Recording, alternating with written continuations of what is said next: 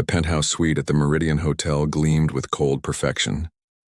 Floor-to-ceiling windows overlooked the city's glittering skyline, but Marcus Ashford barely noticed the view anymore. At 38, he'd seen enough luxury to know it couldn't fill the hollow spaces inside him. He checked his watch. 9:47 p.m. She'd be here soon. Marcus had never done this before, hired an escort. The word itself felt foreign on his tongue, like admitting defeat. But after another failed relationship, another woman who loved his money more than him, he'd decided honesty was worth paying for. At least with an escort, the transaction was clear. No pretense, no lies about love. The knock came at precisely 10 o'clock. When Marcus opened the door, his prepared greeting died in his throat. The woman standing before him wasn't what he'd expected. She wore a simple black dress, elegant but not provocative, and her dark hair fell in natural waves past her shoulders. But it was her eyes that caught him. They held a mixture of determination and barely concealed nervousness that seemed too genuine for someone in her profession. "Mr. Ashford," her voice trembled slightly. "I'm Elena. Come in." He stepped aside, studying her as she entered. She moved carefully, taking in the opulent suite with wide eyes. Most escorts, he'd imagined, would glide in with practiced confidence.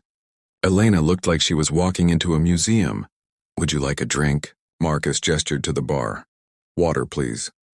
She clutched her small purse like a lifeline. He poured 2 glasses of sparkling water, buying time to process his confusion. Something was off. The agency had promised discretion and professionalism. This woman looked ready to bolt. "Elena," he said gently, handing her the glass. "Have you done this before?" Her fingers tightened around the glass. For a long moment she said nothing. Then in a voice barely above a whisper, "No." The admission hung between them like a confession. Marcus felt something twist in his chest. Was it relief? Concern? He'd paid for companionship, for someone who knew the rules of this game. Instead, he'd gotten someone as lost as he was. Why? The question came out harsher than he intended. Elena's eyes flashed with something, pride maybe, or desperation. "My mother has stage 4 cancer. The treatments aren't covered by insurance. I'm a graduate student. I tutor, I work 2 part-time jobs, but it's not enough. I needed," she paused, swallowing hard. "I needed $10,000 by tomorrow. The agency said you were looking for companionship. Just conversation. They said you were safe." Marcus set down his glass, his carefully constructed evening crumbling around him. He'd wanted honesty, but not like this. Not someone selling pieces of themselves out of desperation. Not someone who reminded him too much of the person he used to be before wealth had calcified around his heart. "How old are you?" 26. The same age his sister had been when she'd died. The same age when life still held the promise of dreams untainted by cynicism. "What are you studying?" "Art history." A sad smile crossed her face. "Impractical, I know. Everyone says so. But I love it. The way art captures human emotion, preserves it across centuries. I wanted to work in a museum, help people connect with beauty." She laughed bitterly. "Now I'm here, selling the only thing I have left that's worth anything." "Elena, I know what you're thinking." She straightened her shoulders, and Marcus saw the steel beneath her nervousness. "That I'm naive. That I should have found another way. But I've exhausted every option. I've begged hospitals, applied for grants, started crowdfunding campaigns. My mother has 3 months, maybe less. This was the only door left open." Marcus walked to the window, his reflection ghostly against the city lights. He'd built an empire from nothing, clawed his way up from poverty through ruthless intelligence and calculated risks. He'd told himself that success justified everything. The relationships he'd ruined, the ethics he'd compromised, the humanity he'd shed like uncomfortable clothing. Now this woman stood in his purchased suite, offering herself as a sacrifice for love. It was the most honest transaction he'd encountered in years, and it made him feel more corrupt than any business deal ever had. "Sit down," he said finally. "We need to talk." Elena perched on the edge of the leather sofa, her hands folded in her lap like a student called to the principal's office. Marcus remained by the window, unable to face her directly. "I'm going to ask you something, and I want complete honesty." "Can you do that?" She nodded. "If I gave you the money right now, no strings attached, would you leave?" Her breath caught. I don't understand." "Answer the question." "Yes," she whispered. "God help me, yes." Marcus felt something crack inside him, some protective shell he'd built around his heart. This woman's honesty was more valuable than anything he could buy. Then why are you still here? Elena's eyes filled with tears. Because I made a deal. Because my mother taught me that integrity matters even when it costs everything. Because I keep my promises. In that moment, Marcus Ashford, billionaire dealmaker, man who trusted nothing and no one, made a decision that would change both their lives. He turned from the window and looked at her fully, really seeing her for the first time. Then let's make a different deal, he said. Stay tonight. Not for what you think. Stay and talk to me. Tell me about your mother, your studies, your dreams. Remind me what it's like to be human. And in the morning, I'll give you what you need. Why would you do that? Because, Marcus said quietly, I need saving too. Elena stared at him, searching his face for the catch, the hidden price. But Marcus's expression held only a weary sincerity that made her want to believe him. In the corporate shark she'd expected, she saw glimpses of someone else, someone tired of being alone. I don't understand, she said finally. People don't just give away $10,000 for conversation. Marcus settled into the chair across from her, maintaining careful distance. You'd be surprised what lonely people will pay for. At least you're honest about your price. Most people I meet lie about theirs. You're lonely? The words escaped before she could stop them. You have everything. Do I? He gestured around the suite. This is a hotel room, Elena. I own a 12,000 square foot house I visited maybe 6 times this year. I have an office building with my name on it, 3 vacation properties I've never used, and a garage full of cars I don't drive. But I haven't had a meaningful conversation in months, maybe years. Elena found herself relaxing slightly, though her guard remained up. That sounds like a choice. It is, he admitted. I built walls to protect myself. Turns out walls keep everything out, not just the bad things. He leaned forward, elbows on his knees. Tell me about your mother. What's her name? Catherine. Elena's voice softened. She's a high school English teacher. She had to stop working 6 months ago when the treatment started. She pulled out her phone, showing him a photo of a woman with Elena's same dark eyes, laughing at a kitchen table. This was last Christmas, before the diagnosis. Marcus studied the image. She looks kind. She is. She's the best person I know. Elena's throat tightened. She raised me alone after my father left. Worked 2 jobs to send me to college. Never once complained. And now when she needs me, I can barely afford her medications, let alone the clinical trial that might save her life. Clinical trial? Elena nodded, tucking the phone away. There's an experimental treatment at Johns Hopkins. The preliminary results are promising, but insurance won't cover it. It costs $40,000. I've raised $28,000 over the past 4 months. Sold everything I own, borrowed from everyone I know. I needed this $10,000 to reach $38,000 by tomorrow's deadline for the first treatment. I plan to figure out the rest later. Marcus was quiet for a moment. And if the treatment doesn't work? Then at least I tried everything. Her voice broke. At least I'll know I didn't give up on her. He stood abruptly, walking back to the bar. This time he poured something stronger than water. My sister died when I was 25, he said, his back to her. Leukemia. We were poor, like choosing between rent and food poor. She needed treatments we couldn't afford. I watched her fade away while I was powerless to help. Elena's chest constricted. I'm sorry. That's when I decided money mattered more than anything else. I'd never be that helpless again. He downed the whiskey in one swallow. I spent 13 years building an empire, stepping on anyone who got in my way. I became exactly the kind of person who could have saved my sister. But she was already gone, and I'd lost myself in the process. Is that why you're alone? Marcus turned to face her. I had a fiancée 2 years ago, Rebecca. Beautiful, charming, perfect on paper. On our wedding day, I overheard her on the phone with her friend, laughing about the prenup she'd convinced me not to sign. She said, and I quote, 5 years of pretending to love him, then I'm set for life. God, Marcus. I called off the wedding an hour before the ceremony. Since then, I've dated, but I can't shake the feeling that everyone wants something from me. My money, my connections, my status. Never just me. He laughed bitterly. Tonight, I thought hiring an escort would at least be an honest transaction. No false pretenses, but instead I got you. I'm sorry I'm not what you paid for. Don't be. His eyes met hers with unexpected intensity. You're the first real person I've talked to in 2 years. That's worth far more than $10,000. They sat in silence for a moment, two broken people in a gilded cage. "Can I ask you something?" Elena said. "If you hate being alone, why isolate yourself?" Marcus considered the question. "Fear, I suppose. It's easier to be alone than to risk caring about someone who'll betray you. Loneliness is predictable. Betrayal always catches you by surprise." "That's the saddest thing I've ever heard. Probably because it's true." He refilled his glass, then stopped. "I'm drinking alone while you sit there with water. That's rude. Would you like something? Wine something to eat?" "I haven't eaten since lunch." Elena realized she was hungry. She'd been too nervous to eat all day. "Food sounds good, actually." Marcus called room service, ordering an array of dishes with the casual authority of someone used to being obeyed. When he hung up, Elena found herself asking, "What was your sister's name?" "Lily." His expression softened.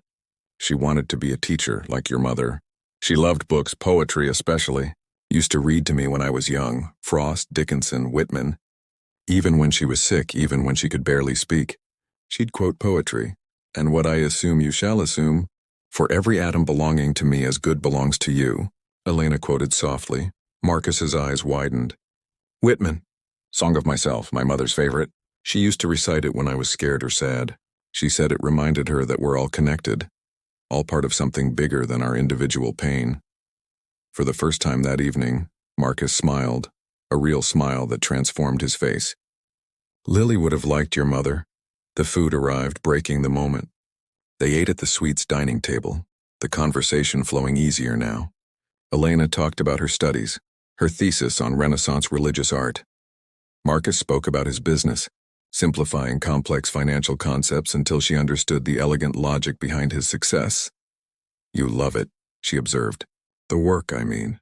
Not the money. I did once. Now it's just what I do." He pushed his plate away. "What made you choose art history?" "Your mother must have worried about the job prospects." "She did, but she also taught me that beauty matters, that culture matters. We can't just be about survival and profit. We need things that feed our souls." Elena smiled. "Plus, I'm terrible at math." Marcus laughed, a genuine, unguarded sound. "I'm excellent at math. Terrible at everything else that matters." "I don't think that's true." "No?" He leaned back, studying her. "Name one thing I'm good at besides making money." "Listening. Asking real questions. Being honest about your pain." Elena met his gaze. "Those are rare gifts, Marcus. Most people hide behind masks their whole lives." "Funny. I was thinking the same about you." The air between them shifted, charged with something neither had expected. This wasn't the transaction they'd both anticipated. It was becoming something far more dangerous, a genuine connection. Marcus checked his watch. 11:43 p.m. "We have time. Tell me more about this clinical trial. What exactly does it do?" As Elena explained the science behind her mother's potential treatment, Marcus listened with focused attention, asking questions that showed he genuinely cared about the answers.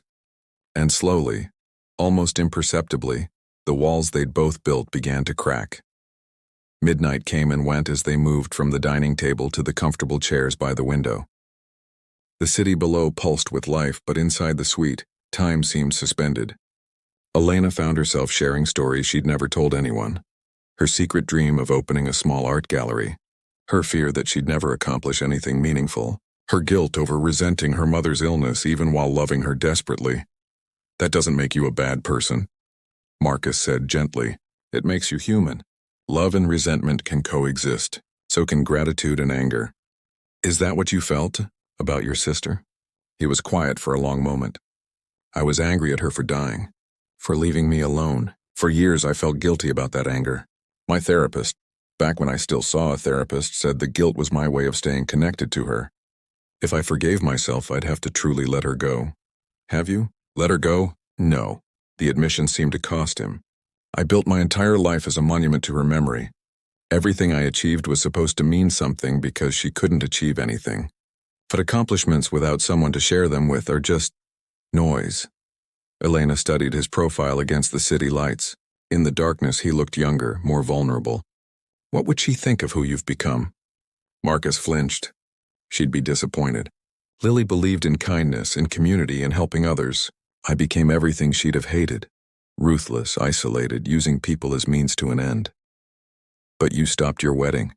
You recognized Rebecca was using you. That shows growth, does it? Or does it just show paranoia? He turned to face her. I've pushed away everyone who tried to get close. My best friend from college stopped calling after I missed his daughter's birth to close a deal. My mother, we talk twice a year maybe. I have employees, not friends. Business contacts, not relationships. Tonight is the longest genuine conversation I've had in years, and I had to pay for it. You didn't pay for this, Elena said softly. This is something else. What is it then? I don't know.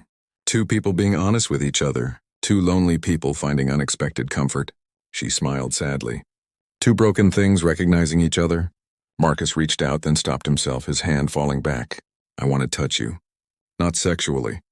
I want to know if another human being can stand my presence without money being involved. Elena's heart ached at the raw need in his voice. She stood, closing the distance between them, and took his hand in hers. His palm was warm, slightly rough. Human. You're not untouchable, she said. You're just scared. Marcus looked down at their joined hands like they were a miracle. When Rebecca left, when I realized she'd never cared about me at all, something inside me died. I stopped believing in genuine connection. I thought everyone had a price, everyone was running a calculation.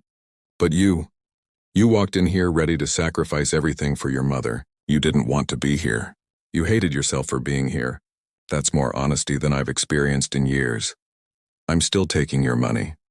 Because you need it. Not because you're greedy. There's a difference. He squeezed her hand gently. Elena, I want to tell you something, and I need you to listen without interrupting. She nodded. I'm going to give you the full $40,000 for your mother's treatment. Marcus? No, you said you'd listen.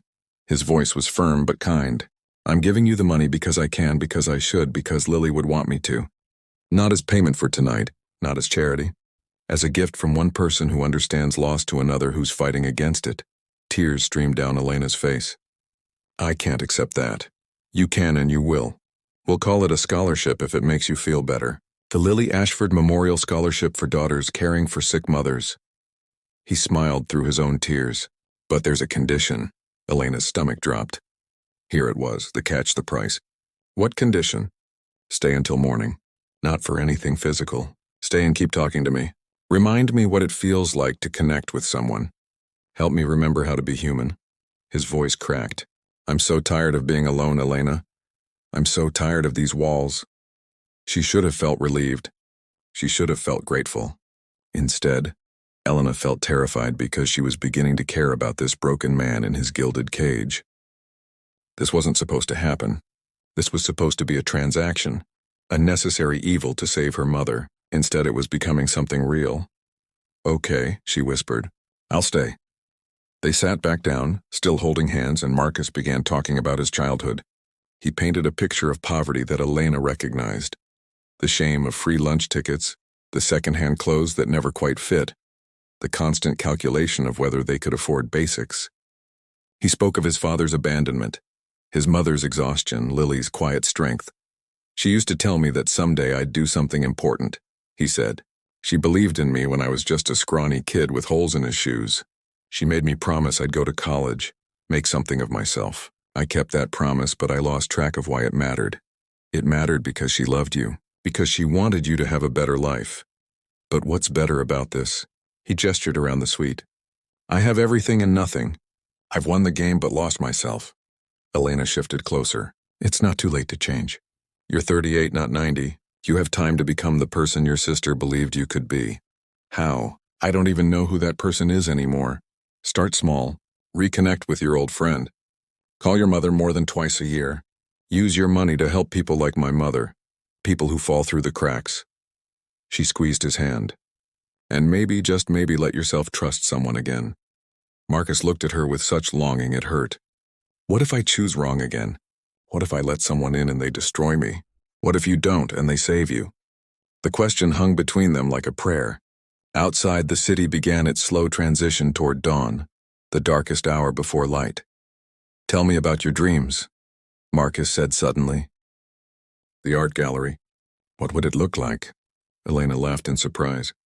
You really want to know? I really want to know.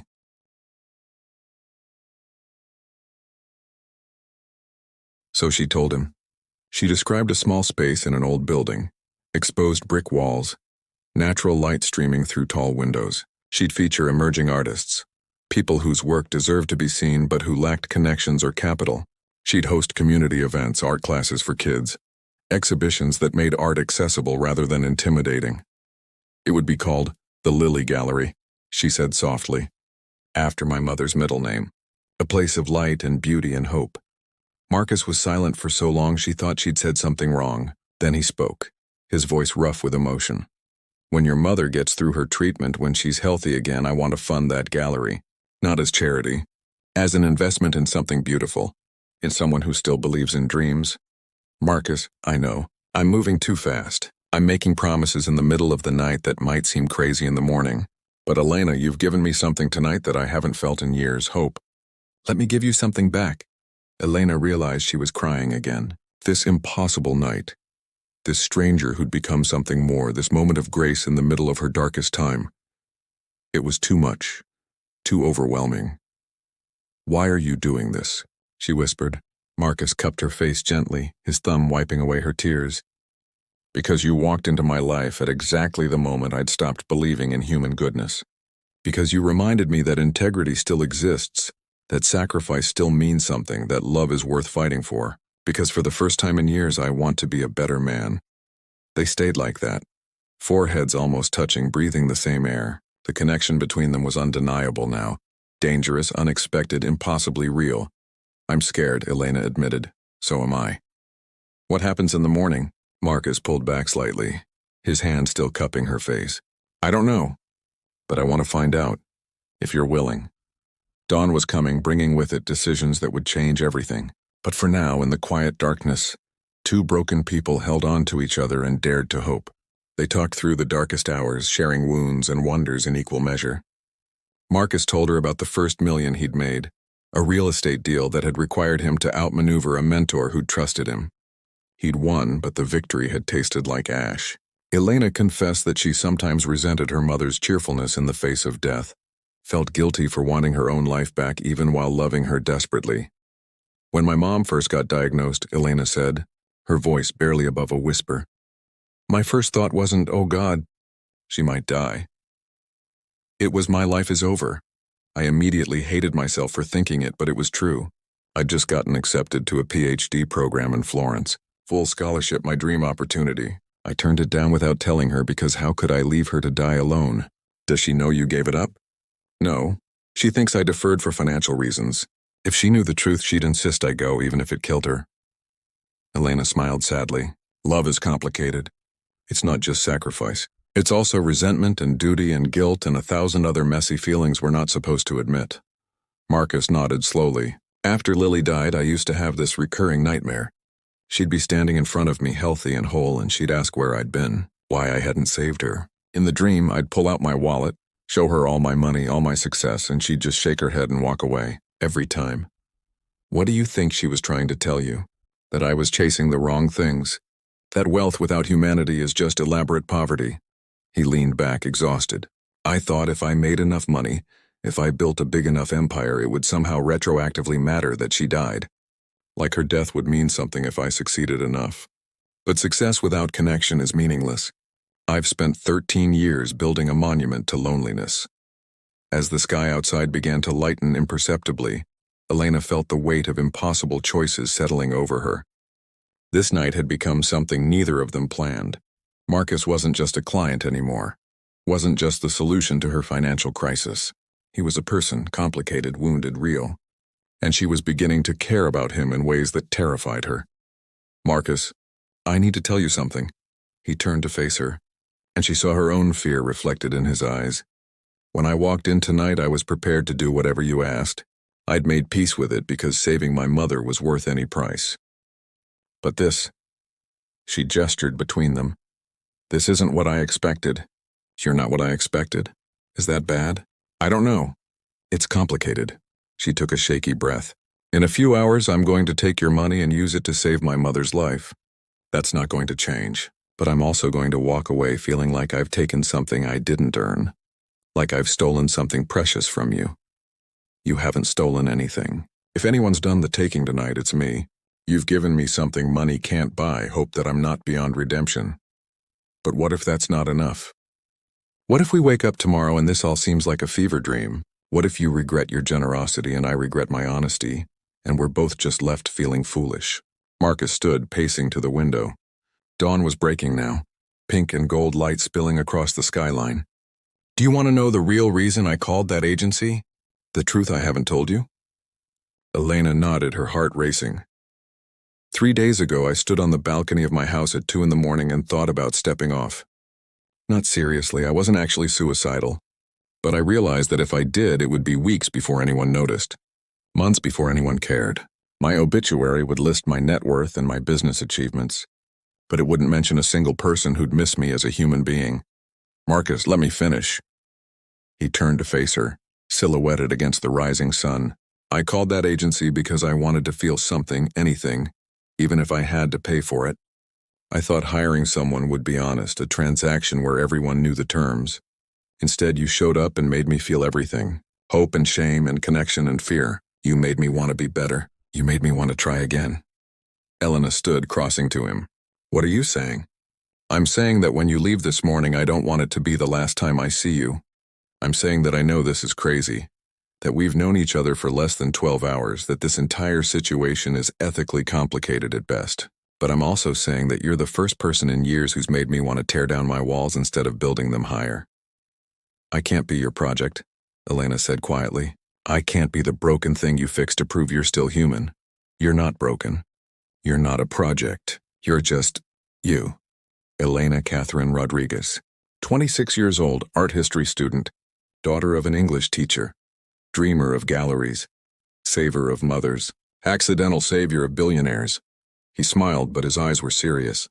I don't know what this is or what it could be. All I know is that I want to find out. If you do too. The sun was fully up now, flooding the room with light. The magical darkness that had cocooned their confessions was gone, replaced by the harsh clarity of morning. In daylight, everything seemed more complicated, more real. My mother is dying, Elena said, her voice breaking. Even with the treatment, she might only have months. I can't start something with you. Invest emotion and hope and trust while I'm watching her fade. It's not fair to either of us. What if I'm willing to accept that? What if I want to be there for you during the hardest time of your life, not after? Why? Why would you do that? Marcus stepped closer, not touching her, but near enough that she could feel his warmth. Because isolation didn't protect me from pain. It just made me numb. Because your mother is fighting for more time and I've been wasting mine. Because you remind me of every good thing I've forgotten about humanity. And when my mother dies, when I'm drowning in grief and I can't be whatever you need me to be, what happens then? Then I hold you while you drown. Then I remind you to breathe. Then I help you survive. The way you're helping me survive tonight.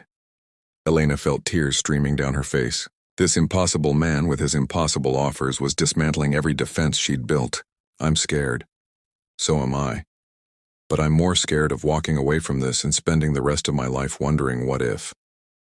They stood in the morning light, the weight of decision pressing down on both of them. In a few hours, Elena would call the hospital and secure her mother's treatment. In a few hours, Marcus would go back to his empty house or his demanding office. But right now, in this suspended moment, they had to choose. Retreat to the safety of their separate loneliness or risk everything on a fragile, impossible hope. I don't know how to do this, Elena whispered. Neither do I, but maybe we figure it out together. She looked up at him, this broken billionaire with his haunted eyes and his desperate generosity. She thought about her mother, about Florence, about all the dreams she'd postponed or abandoned. She thought about the price of loneliness and the cost of connection. And then she thought about the way Marcus had listened to her. Really listened. Like her words mattered. The way he'd shared his own pain without expecting her to fix it.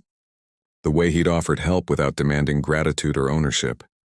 The way he'd seen her, really seen her, when she'd expected to be invisible.